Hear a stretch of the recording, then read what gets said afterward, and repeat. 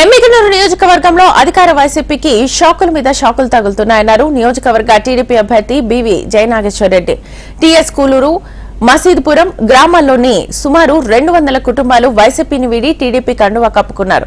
TDP అభ్యర్థి మాజీ MLA BV Jayanageswara Reddy నూతనంగా చేరే వారందరికీ కండువాలు కప్పి పార్టీలోకి ఆహ్వానించారు.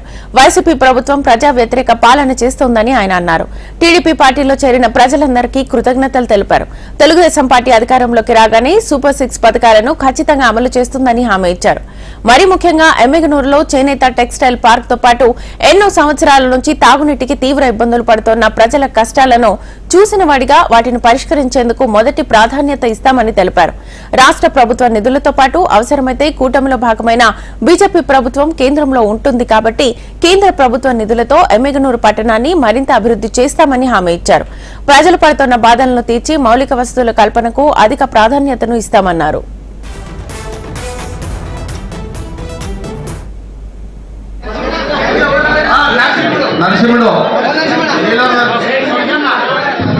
తెలుగుదేశం పార్టీలో ఉండి తపస్సులుగా ఉన్నటువంటి వ్యక్తులు కూడా ఈరోజు అందరూ కూడా మళ్ళీ బీవీ మోహన్ రెడ్డి తనయుడైనటువంటి నన్ను కూటమి అభ్యర్థిగా గెలిపించాలనే ఉద్దేశంతో వచ్చినటువంటి మా తిమ్మప్ప బ్రహ్మచారి, ఇక్కడ ఉన్నటువంటి వడ్డెర కులస్తులు కానీ, కటిక కులస్తులు కానీ, మైనారిటీలు కానీ, కురవలు కానీ, వాల్మీకులు కానీ, ప్రతి ఒక్కరు వడ్డెరులు కానీ, ప్రతి ఒక్క బీసీ వర్గానికి సంబంధించిన అందరూ కూడా ఈరోజు ఒక్క తెలుగుదేశం పార్టీ మోడీ గారి నాయకత్వంలో, పవన్ కళ్యాణ్ గారి నాయకత్వంలో ఈరోజు అందరం కూడా ఒక వ్యవస్థని ధ్వంసం చేసిన జగన్మోహన్ రెడ్డిని సిద్ధం అంటున్న జగన్మోహన్ రెడ్డి ఫ్యాన్ రెక్కలు విడగొట్టడానికి ఈ రోజు మా తమ్ముళ్ళందరూ కూడా 2 పట్టణంలోకి సైకిల్ ని గెలిపించి ఇక్కడ ఎమ్మిగనూరు నియోజకవర్గంలో కూటమి అభ్యర్థి నన్ను జయనాగేశ్వరుడిని, అదేవిధంగా కురవ సామాజిక వర్గానికి చెందినటువంటి బస్తిపాటి కురవ నాగరాజు గారిని ఎంపీగా గెలిపించేటువంటి